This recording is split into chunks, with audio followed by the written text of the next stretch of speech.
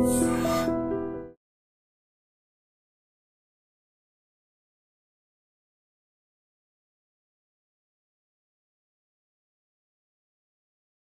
Hello నమస్తే welcome back to iDream media. ఈరోజు మనతో ఉన్నారు హైకోర్టు అడ్వకేట్ అలాగే ఇమిగ్రేషన్ లాయర్ అయిన పృథ్వీ గారు. సార్తో మాట్లాడదాం. ముఖ్యంగా అమెరికన్ స్టూడెంట్స్ ఇకపై జాబ్ చేయడం కష్టమా లేదంటే వాళ్ళకి పాసిబిలిటీ ఉందా ఏంటని తెలుసుకుందాం. నమస్కారం సార్. నమస్తే గారు. సార్, ట్రంప్ ఒక క్లాజ్ పెట్టడం జరిగింది. అమెరికన్ స్టూడెంట్స్ ఎవరైతే ఇండియా నుంచి లేదంటే ఇమిగ్రెంట్ స్టూడెంట్స్ ఎవరైతే ఉన్నారో వాళ్ళు అవుట్ ఆఫ్ ది క్యాంపస్ ఎటువంటి జాబ్ చేయడానికి అర్హులు కారు అని చెప్పేసి. అయితే ఇలాంటి సిచ్యువేషన్లో వాళ్ళు డబ్బులు ఎక్కడి నుంచి తెచ్చుకోవాలి వాళ్ళ నిత్యావసరాలకి? వాళ్ళు ఉండడానికి అయి ఉండొచ్చు, డార్మిటరీ ఎక్సెట్రా ఎక్సెట్రా వాటికి. ఎందుకంటే అక్కడ ఉన్నదంతా డాలర్స్లో ఖర్చు అవుద్ది. ఆ డాలర్ ఇంటూ 86 రూపీస్. ఇప్పుడు తల్లిదండ్రులు ఇంకెన్ని లక్షలు పంపాల్సి ఉంటుంది, ఎంత కష్టంగా పంపాల్సి ఉంటుంది, అది పాసిబుల్ కాదు. సో వాట్ ఈజ్ హ్యాపెనింగ్ అంటారు? విరాట్, ఇప్పుడు ఇక్కడి నుంచి వెళ్ళిన వాళ్ళని మన స్టెమ్ స్టూడెంట్స్ ఒకటిలా తీసుకోకుండా క్రైటీరియా, మిగతా రంగాల్లో వెళ్ళే వాళ్ళని కూడా క్రైటీరియాలు తీసుకుందాం.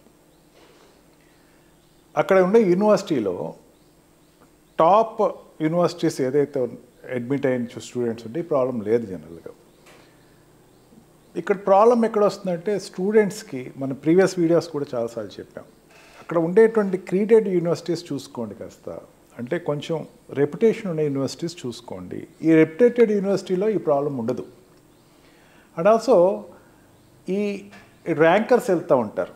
ఇప్పుడు వాళ్ళు ఎట్లా వెళ్ళినా సరే ఎంట్రన్స్ టెస్ట్లో వాళ్ళు అక్కడికి వెళ్ళి జాయిన్ అయ్యే వాళ్ళ దగ్గర జీమ్యాట్ రాసిన వాళ్ళు కానీ మ్యాట్ రాసిన వాళ్ళు కానీ రకంగా వెళ్ళే వాళ్ళకి ప్రాబ్లం లేదు.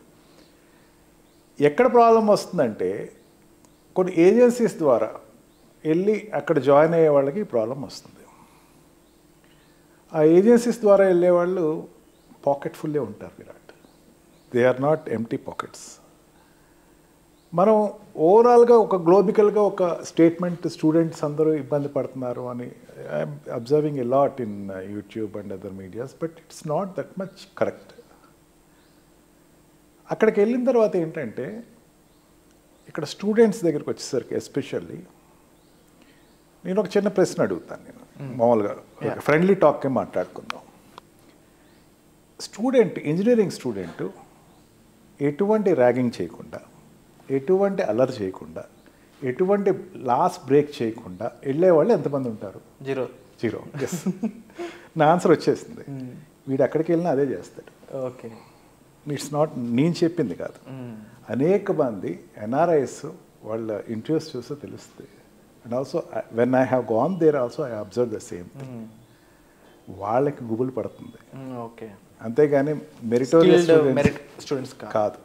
ఏదైనా ఒక స్కూల్లో ఒక 5% ఫెయిల్ అయ్యారనుకుందాం. ఆ 5% చేసే అల్లరి ఎంత ఉంటుందంటే స్కూల్ మొత్తం పోయింది, ఫెయిల్ అయిపోయారని ప్రచారం చేస్తాడు. 95ని కొట్టేస్తాడు. ఈ నేపథ్యంలో మనం ఆలోచిస్తే students are not facing any problem as such. Definitely there is an unrest, కొంచెం ఆందోళన ఉంది, నీ కాదంట్లా. ఓపీటీ ప్రోగ్రామ్స్ చేసేవాళ్ళు, సిపిటీ ప్రోగ్రామ్స్ చేసేవాళ్ళు యూనివర్సిటీయే రెస్పాన్సిబిలిటీ తీసుకుంటుంది. యూనివర్సిటీ వాళ్ళకి జాబ్స్ క్రియేట్ చేస్తుంది. ఎందుకంటే ఈ స్టూడెంట్స్ రావటం మెయిన్ బేసిస్ ఇండియన్ కంట్రీ అన్నది ఒక ఓపెన్ ట్రూత్. వరల్డ్లో ఎక్కువ మంది స్టూడెంట్స్ ఎక్కడ వస్తారంటే ఇండియా నుంచే వస్తారు. ఇండియా నుంచి ఇక్కడ వస్తున్నటువంటి స్టూడెంట్స్ ఎవరైతే ఉన్నారో వాళ్ళకి OPT program, CBT program, curricular program ఇవన్నీ వాళ్ళు ప్రొవైడ్ చేస్తారు. అండ్ ఎక్కడికైనా బ్యాక్ బెంచర్స్ మామూలే కదా. వాళ్ళు ఏం చేస్తున్నారంటే కొంతమంది ఎవరికి తెలియకుండా ఏదో డబ్బు ఎక్కువ సంపాదించేయాలని చెప్పేసి దాంతో ఆడ్ జాబ్స్ చేయటం మొదలు పెడుతున్నారు. ఆడ్ జాబ్స్ బయటికి వెళ్ళి జాబ్ చేయటం.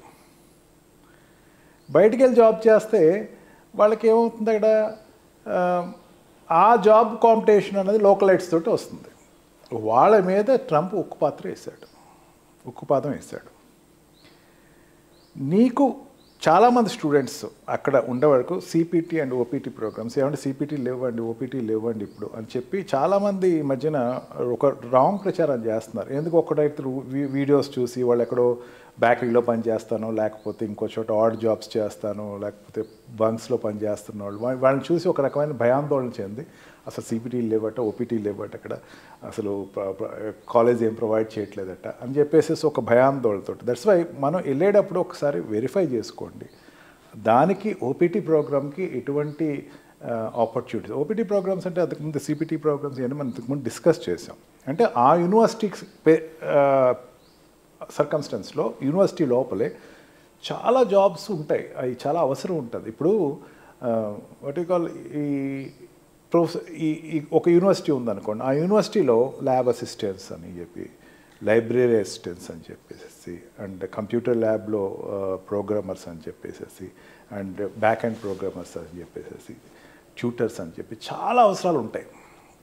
ఒక యూనివర్సిటీ ఉందంటే ఆ యూనివర్సిటీలో ఈ బీటెక్ కంప్లీట్ చేసిన వాడు, లేకపోతే ఇక్కడ డిగ్రీ కంప్లీట్ చేసి వెళ్ళిన వాళ్ళ యొక్క స్థాయికి సంబంధించిన జాబ్స్ చాలా ఉంటాయి. వాళ్ళు ఎప్పుడు బయట వాడిని డిప్లాయిడ్ చేసుకోరు. వాళ్ళు మనకి ఇక్కడ ఏం చేస్తారంటే బయటికి సోర్సెస్ ఇచ్చేస్తారు, వాళ్ళు డిప్లాయిడ్ చేస్తారు. అట్లా ఉండదు అక్కడ.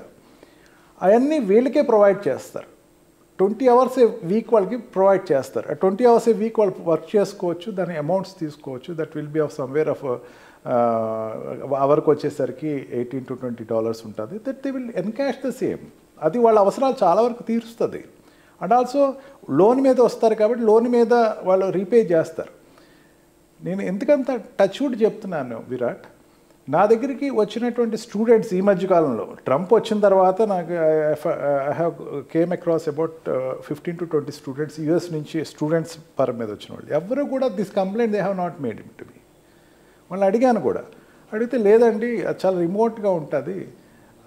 ఇందాక చెప్పాను చూసారా, ఆ బ్యాచ్ వాళ్ళు ఎవరైనా ఉంటే వాళ్ళకి ఇబ్బంది ఉంటుంది. అదర్వైజ్ ఒకటేంటంటే Trump is very much true in telling, బయట మీరు వెళ్ళి మీకు ఒక కరికులం ఉంటుంది విరాట్, బయట జాబ్ చేయకూడదు.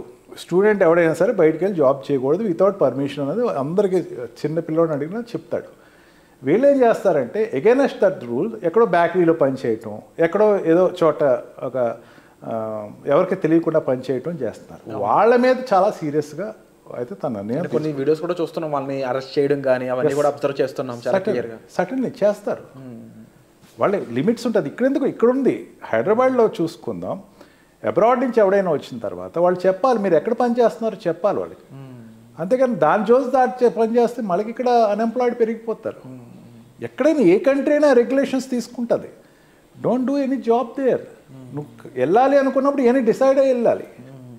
లేదు నేను అక్కడ ఇంకా డబ్బు సంపాదించాలి, నేను ఇంకా ఎక్కువ ఎక్స్ట్రాగా సంపాదించాలి అన్నట్టు ఒక క్యూరియాసిటీతో వెళ్ళిన వాళ్ళకి మాత్రం మేబీ కొంచెం ఇబ్బందిగానే ఉంటుంది. అందుకే జాబ్స్ లేవు, అసలు అక్కడ ఇక్కడ ఏం కనపట్లేదు.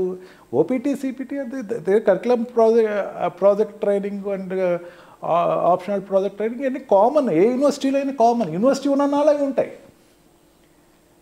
ట్యూషన్స్ చెప్పటం, స్కూల్లో ట్యూషన్, ఆ యూనివర్సిటీకి సంబంధించిన స్కూల్స్ ఉంటాయి, వాళ్ళకి ట్యూషన్స్ చెప్పటం, ఇవన్నీ కామన్, వాళ్ళందరికీ ప్రొవైడ్ చేస్తారు. ఆ ప్లేసెస్లో ఎట్టి పరిస్థితిలోనే ఎంప్లాయ్మెంట్ తీసుకోరు వాళ్ళు. ఎందుకంటే వీళ్ళకి జాబ్ ఇవ్వాలనే ఉద్దేశంతో దాన్ని ఉంచుతారు అట్లాగా. మనకి ఇండియాలో ఆ సిస్టమ్ ఉండదు, కానీ అక్కడ ఆ సిస్టమ్ ఉంటుంది. అందుకని ఏంటంటే ఈ F1 వీసాలు వెళ్ళేటువంటి స్టూడెంట్స్ ఏదో పెద్ద భయపడిపోయి హంగమా అయిపోయి అవసరం ఏమీ లేదు అసలు. అంత వాట్ వి కాల్ వాళ్ళు బాగా ఆందోళన చెంది డెస్పరేట్ అయిపోయి డిసిషన్స్ తీసుకోవాల్సిన అవసరం అయితే ఏమీ లేదు. ఖచ్చితంగా there will be a hope for them. But బయటికి వెళ్ళి నువ్వు ఆర్ట్ జాబ్స్ చేయకు. బయటికి వెళ్ళి నేను బేకరీలో పని చేస్తాను, బయటికి వెళ్ళి నేను గ్యాస్ స్టేషన్లో చేస్తాను. Don't do that. Wonderful sir. And ముఖ్యంగా రూల్స్ అండ్ రెగ్యులేషన్స్ అనేవి ఏ కంట్రీ కన్నా ఉంటే వాటిని ఫాలో అవ్వాల్సిన విధానం తప్పకుండా మన రెస్పాన్సిబిలిటీ అని చెప్పొచ్చు యాజ్ ఎ స్టూడెంట్కి అక్కడికి వెళ్ళినప్పుడు. అండ్ వాటి గురించి రైట్ ఇన్ఫర్మేషన్ మీకు కావాలనుకుంటే డిస్ప్లే అవుతున్న నెంబర్స్ కాల్ చేసి మీరు పృథ్వీ గారి హెల్ప్ తీసుకోవచ్చు. వచ్చే ఎపిసోడ్లో మళ్ళీ కలుద్దాం. Thank you so much. Thank you.